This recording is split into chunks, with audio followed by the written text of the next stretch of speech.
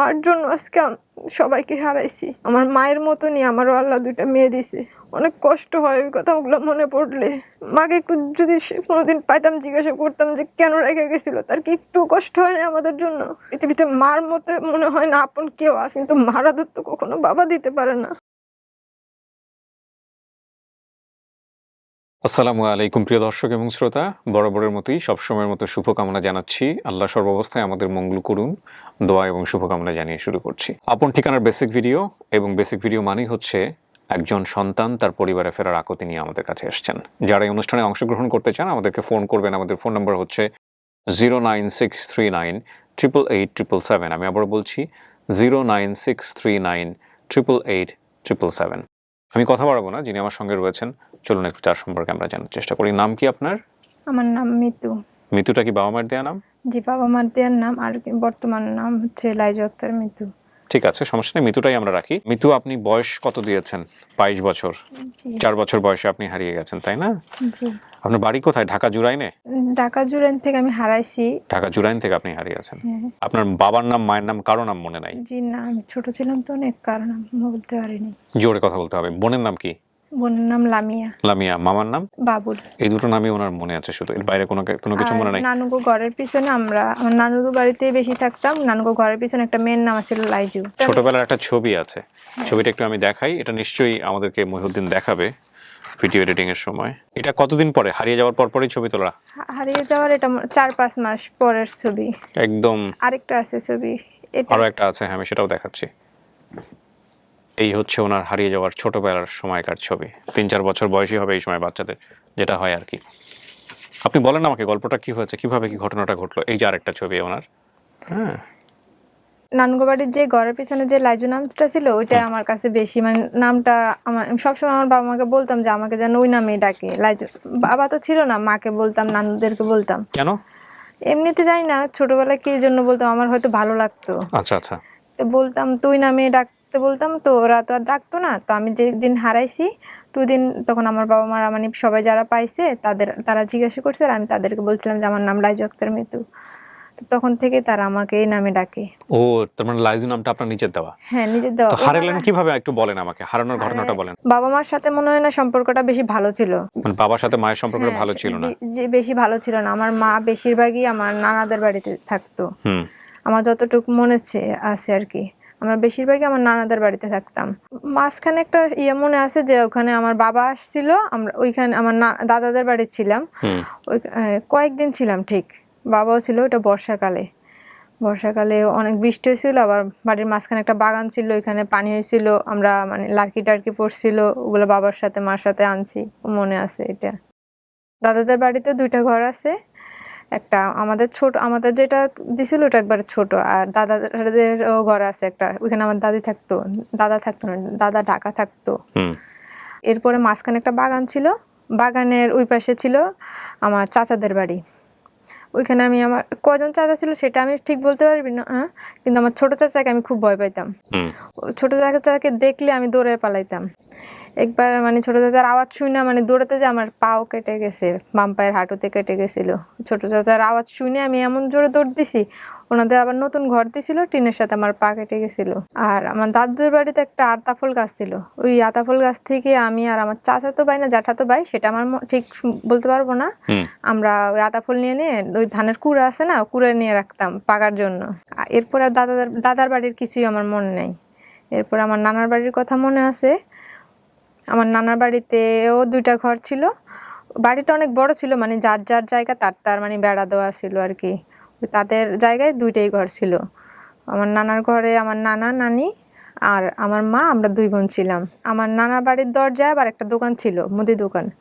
ওই দোকানে একটা টিভি ছিল, টিভিটা দোকানের সামনে কিংবা পিছনে রুমে ছিল সেটা ঠিক বলতে পারি না, কিন্তু আমার মা আমাদেরকে নিয়ে আবার অন্যান্য মহিলারাও বাড়ির আশেপাশের ওই দোকানে যায় টিভি দেখতাম আমরা সবাই।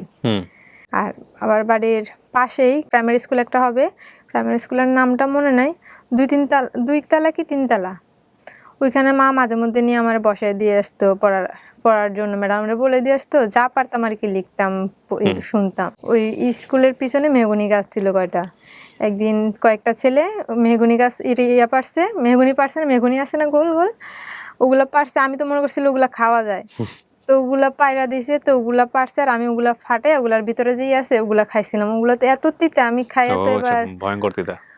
মানে এবার মেহগনির গোটা সবাই চেনে, আমার অনুষ্ঠান যারা দেখেছেন তারা সবাই চেনে। কল থেকে খালি কুলি করতেছি, একবার পানি খেয়েছি, একবার এক একটা করে। এগুলো হারিয়ে যাওয়ার আগের ঘটনা। হ্যাঁ, আমার নানা বাড়ির ঘটনা বলতেছি। অনেক ইয়ে করার পর তারপর তিতা ইয়ে করছিল। আর পুকুর ছিল না কোনো বাড়িতে, পুকুরে গোসল করতে হলে অনেক দূরে যায় গোসল করে আসতো। মা মাঝে মধ্যে নিয়ে যেত আমাদেরকে। গরমকালে মানে গ্রীষ্মকালে এইগুলো ফেটে যায়, টাস টাস করে ফেটে যায়। ফেটে যখন ওই বীজগুলা যখন পড়ে এরকম ঘুরতে ঘুরতে ঘুরতে ঘুরতে পড়ে। আমার এখনো মনে পড়ে আমাদের গ্রামে ওই সময়টাতে মেহগনি গাছ লাগানোর সিজন শুরু হল। মানে বাংলাদেশে মেহগনি গাছ ওইভাবে এর আগে ছিল না। ওই সময়টাতে আমি একবারে আমার ছোটবেলার গল্প বলছি, সরকার থেকে সচেতন করা হলো মেহগনি গাছ লাগানোর জন্য। মেহগনি এবং আরেকটা গাছ, সেটাকে ইউক্যালিপটাস বলে বোধহয়। ইউক্যালিপটাস আমরা ওখানে বলতাম বোধহয় আকাশমণি। এই দুটো গাছের মধ্যে একটা পার্থক্য আছে, একটা বোধহয় পরিবেশ বান্ধব, আরেকটা বোধহয় পরিবেশ বান্ধব না। রাইট নাও আমি মনে করতে পারছি না কোনটার কথা। তো এইগুলো খুব প্রচুরভাবে লাগানো হতো গ্রাম অঞ্চলে। মেহগনি গাছের গল্প শুনে মনে পড়লো আর কি। ওই স্কুলটাতেই একবার মানে মিলাদ হয়েছিল। কিসের মিলাদ হয়তো মানে বিদায় অনুষ্ঠানে বা অন্য যে কোনো একটা মিলাদ হয়েছিল। মিলাদ হয়েছে, আমার চুল ফালাই দিছিল মা। কিন্তু আমি এত মিষ্টি পছন্দ করতাম যে আমি আমার আর রাখতে পারিনি। গোসল করাইবো, গোসল করায় আর রাখতে পারে না ওই সময়টা। আমি গোসল করানোর আগে জিলাপির লেগে চলে গেছি। তো আমি জিলাপি মানে যতবার যাই স্কুলের পাশে, আমার নানুরা আবার সবাই চিনতো, যাইতেছে জিলাপি আনতেছি, আমার মা আমার ধরে রাখতে পারে না, জিলাপি দিয়ে আবার দূর। এরকম অনেকবার যাই আনছি। এরপর মা আবার ধরে রয়েছে যে আর আনা লাগবে না, যা আনছো তাকে এগুলা খায় শেষ কর। এরপরে আর দেশের কথা কিছুই মনে নাই। এগুলো মনে হলে খারাপ লাগে না যখন এগুলো? হ্যাঁ, অনেক খারাপ লাগে। পৃথিবীতে মার মতো মনে হয় না আপন কেউ আছে দুনিয়াতে। আমার 2টা সন্তান আছে, তো ওরাও 2টা মেয়ে। আমার মায়ের মতনই আমারও আল্লাহ 2টা মেয়ে দিছে। অনেক কষ্ট হয় ওই কথাগুলো মনে পড়লে। বেশি মনে পড়ে যেদিন মা বাবার কাছে রেখে চলে গেছিল দোনো বোনকে, সেদিনের কথাটা বেশি চোখে এখনো বাসে। কারো চেহারা মনে পড়ে না, কিন্তু ওই স্মৃতিটা এখনো বাসে যে দোকানে দোনো বোনকে রেখে চলে গেছিল। একটু কষ্ট হয় না। আর আমি একটা মিনিট আমার মেয়েগুলার ছাড়া থাকতে পারি না। মাকে একটু যদি কোনোদিন পাইতাম, জিজ্ঞাসা করতাম যে কেন রেখে গেছিল, তার কি একটু কষ্ট হয় না আমাদের জন্য? মার জন্য আজকে সবাইকে হারাইছি। যদি মা যত কষ্ট হোক সহ্য করে নিজের বুক আগলে রাখতো, আজকে কখনোই সবাইকে ছেড়ে এত দূরে থাকতে হতো না। মা কোথায় গিয়েছিল আপনাদের রেখে? যে মা চলে গেছিল, বাবা বেশি খোঁজ খবর নিত না আমাদের। বাবা ঢাকায় থাকতো, আমরা নানার বাড়িতে থাকতাম, সবকিছু নানারাই করতো। তো আপনাদেরকে নানার বাড়িতে রেখে মা চলে গেছে? না, নানার বাড়িতে রেখে চলে যায়নি। নানা বলতেছে যে ও যখন খোঁজ খবর নেয় না, তাহলে ওর মেয়েগুলোর ওর কাছে নিয়ে দিয়ায়। আচ্ছা। একদিন মানে আমি লুকাইও ছিলাম যে বাবার কাছে যাব না, মা ছাড়া তো থাকা যায় না, মা ছাড়া থাকবো না। এরকম করে একদিন আর লুকাইতে পারি নাই। একদিন দোনোবনটা নিয়ে মা ঢাকা আসছে। ঢাকা একটা লঞ্চে করে আসছিল। লঞ্চে ওই চা দোকানে যেরকম টুল থাকে পিছনে হেলান দেওয়া, ওই টুলগুলোই ছিল লঞ্চে। বেশি দেরি হয় নাই, খুব অল্প সময় আসছি আমরা ঢাকা। তো ঢাকা আসার পর আমার খালার বাড়িতে গেছিল। 4তলা না 5তলা, আমার ঠিক ততটা ইয়ে করতে পারি না। 2-3 দিন ছিলাম আমরা ওই জায়গায়। 2-3 দিন থাকার পর ওই বাবুল মামা সহ মা আমাদেরকে জুড়েন, আমার বাবার ফার্নিচারের দোকান ছিল, ওই দোকানে রাইখা চলে যায়। বাবা তো কাজ করতেছে, আমরা তো কান্নাকাটি করতেছি, কিন্তু মারাদুর তো কখনো বাবা দিতে পারে না। ওখানে রেখে চলে গেল মানে? রেখে চলে গেছে, কি বলছে সেটা তো আর বলতে পারি না। কে বলেছে এটা? মা আর আমার মামা। এই বাবার কাছে দিয়ে দেওয়ার জন্য? হ্যাঁ, বাবার কাছে রেখে চলে গেছে আমার মা। তারপর বাবা ছিল ওই সময়টাতে? হ্যাঁ, আমার বাবার বড় ভাই জ্যাঠাই 2জন একসাথে কাজ করতেছে। কাজ করার শেষে তারা বাড়িতে নিয়ে গেছে। তো বাড়িতে নিয়ে যাওয়ার পর ওইখানে আমার জ্যাঠা জেঠি আর তার ছেলে মেয়েরা, আমার দাদা ছিল। তো 1-2 দিন ছিলাম ওইখানে। আবার আমার বাবা কোন জায়গায় যাইতে গেলে আমার মানে কি খামু কি আনবো জিজ্ঞাসা করতো। আমার ছোট বোন তো একবারে ছোট ছিল, ও মানে হাতে ধরে রাখতো তো সবসময় আমার। তো বাবা জিজ্ঞেস করলে আমি সবসময় মিষ্টি খাওয়ার কথা বলতাম, যে আমার জন্য মিষ্টি আনবেন। আচ্ছা। তো সবসময় তো মিষ্টি আনা যেত না। আমার বাবা একদিন যে সন্দেশ পাঠাইছে, মিষ্টির দোকান বন্ধ, তো সন্দেশ খাইছি, সন্দেশ খাইছি। এরপর হঠাৎ একদিন বাবার রাত্রে আসলো না। আমি তো ওই মা নাই, ও তো আবার ছোট, বেশি বুঝতো না। আমার তো মনে আছে যে মা কোথায় বাবা কোথায়, সবকিছু তো কিছু না কিছু বুঝি। একদিন রাত্রে বাবা না আসে, খুব মানে আর রাত্রে ঘুমাই না, খাই না। তো এখন আমার জ্যাঠা এসে দোকান বন্ধ করে, তখন জিজ্ঞেসেছি যে বাবা আসে নাই কেন? জ্যাঠার কথা হচ্ছে আজকে তোর বাবা আসবে না। একদিন আবার আমার এক আন্টি আসছিল আমাদেরকে দেখতে, জ্যাঠা বলতেছে তোর বাবা, তোর আন্টি একটা আসছিল তোকে দেখতে, তোদেরকে দেখতে, ওই বাসায় গেছে, আজকে আর আসবে না। আমি আর আমার ছোট বোন তো রাত্রে ঘুমাই, সকালে উঠছি, আমার ছোট বোন আমার যেটি মারছিল, আমার খুব খারাপ লাগছে যে আর এখানে থাকবো না, বাবার কাছে যাবো, বাবার দোকানে যাবো, বাবার দোকানে যে বাবার বলুম যে আমার যেটি মারছে আমার ছোট বোন রে। তো তখন বাবার দোকানে যাওয়ার জন্য বাইর হয়েছি আর আমার যেটি আবার আমার ছোট বোন রেখা দিচ্ছে, গেলে তুই যা, ওকে নিয়ে যাস না, তুই যা।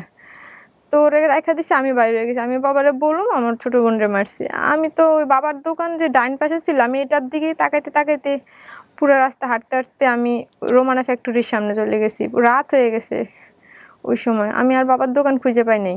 তারপর তো এখানে কিছু দুইজন শ্রমিক বাইরে ছিল, ওরা আমাকে দেখেই মানে কোলে করে নিয়ে গেছে কারখানায় নিয়ে গেছে। এবার ওইখানকার ম্যানেজার আসছিল দুজন, সেকেন্ড ম্যানেজার, ফার্স্ট ম্যানেজার, দুজন এবার মানে দায়িত্ব নিয়েছে যে এটা ও হারায় গেছে, ওর করতে। তো ওরা মাইকিং করছে, আরও কোনো পায় নাই। তো আমার যে বাবা, ওনার কোনো ছেলে মেয়ে হয় না, তো উনি বলছে যে ওর কারো লাগবে না, আমি ওরা পালুম। তো উনি নিয়ে গেছিল, উনি আমার অনেক আদর করছে। তার একটা মেয়ে একটা ছেলে আছে, তাদের চাইতে আমার বেশি আদর করছে, যেন আমি কোনোদিনও না বুঝতে পারি আমার অভাবটা। আমার কোনোদিনও যেন আমার মনে না হয় যে আমার বাবা মা আমার কাছে নেই। আমার বাবা মার আদর আমি কখনো ভুলতে পারবো না। আমার বাবা মা তাদের সন্তানের চাইতে আমাকে আগলে ধরে রাখছিল বেশি। এখনো বিয়ে হয়ে গেছে জানো, এখনো আমার মেয়ে দুটারে আমার অনেক আদর করে, সীমাহীন। আমার আয় পর্যন্ত তারা পড়ালেখা করাইছে, ইন্টারমিডিয়েট পর্যন্ত পড়াইছে। হ্যাঁ জি, আরো পড়াইতো, বিয়ে হয়ে গেছে আর পড়াতে পারিনি। আল্লাহর রহমতে সব ক্লাসে আমি A+ পাইছি। সায়েন্স থেকে পড়ছিলাম। এসএসসি ইন্টার দুটোতে A+ পাইছেন? ইন্টার পরীক্ষাটা দিতে দেয় না। পরীক্ষা দিতে দেয় না। আপনার স্বামী কি করে? জি, সে প্যান্টের কাটিং মাস্টার। আসছে আপনার সঙ্গে? হ্যাঁ আসছে। এই অনুষ্ঠানের খোঁজ পেলেন কিভাবে? আমাদের দেশে প্রথম খোঁজ পাইছি আমাদের দেশে, আমাদের বাড়ির পাশে আমার দাদু একজন আছে, উনি আবার সবসময় আপনার এই অনুষ্ঠানটা দেখে। সো বলছে? হ্যাঁ। আচ্ছা। আর কেউ জানে না, কারণ আমার বাবা মা এরকম করে রাখছে, মানে কেউ বুঝতে পারে না যে আপনি ওনাদের না। এই যে অনুষ্ঠানে আসতেছেন, আপনার বাবা মা জানলে কষ্ট পাবে না? আমি তাই কখনো, মানে ওনারা অনেক বছর 2-3 বছর ধরে বলতেছে, কিন্তু আমার বাবা মা কষ্ট পাবে দেখে আমি কখনো করি নাই। না, ওনারা তো সারা জীবন ভালোবাসার জায়গায় থাকবে। কিন্তু এখানে কথা হচ্ছে যে আপনার মা তো দিয়ে গেল বাবার কাছে, বাবাও রাখতে পারলো না, তো আপনি কাকে খুঁজতে আসছেন? আমি বাবা মা দুজনকে চাই। বাবা মা দুজনকেই চান? আমার ছোট বোন কাকে দেখতে চাই। ওনার ঢাকা জুরাইনের এই ঘটনাটা শুধু মনে আছে, বাবার বাসা ছিল এখানে, কিন্তু মা যেখান থেকে নিয়ে এসে দিয়ে গেল ওটা কোথায়? ওটা আমি বলতে পারি না কোথায়। দেশ থেকে এতটুকুই মনে আছে যে দেশ থেকে আমরা লঞ্চে করে আসছিলাম, লঞ্চে বেঞ্চ ছিল, ওই বেঞ্চে বসে আসছি। কি ফুটফুট একটা বাচ্চা না? আরে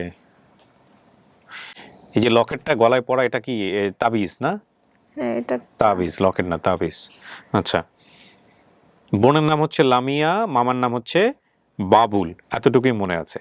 আপনার পায়ের যে চিহ্নটা, এটা কি হারাই যাওয়ার আগের না হারাই যাওয়ার পরের? আগের। তাহলে আপনার বাবা অথবা মায়ের জানার কথা যে কিভাবে এটা হয়েছে। হ্যাঁ। পাওয়া গেলে জিজ্ঞেস করবেন। হ্যাঁ জি। লাইজুর বয়স তখন 3 বছর। লাইজুকে পাওয়া গেছে ঢাকা রাতকার পোল দেল্লা বামুল এই জায়গায়। এই এলাকার নাম তো আমি জীবনে শুনি নাই। রোমানা ফ্যাক্টরি ছিল, মানে আচ্ছা রঙের ওকে। পরনে ছিল গেঞ্জি এবং হাফ প্যান্ট, গায়ে ছিল সাদা কালো চিকন ডোরার সেন্টো গেঞ্জি, পায়ে ছিল বেল্টওয়ালা কাঠালি কালারের জুতা। বোনের নাম বলছিল লামিয়া।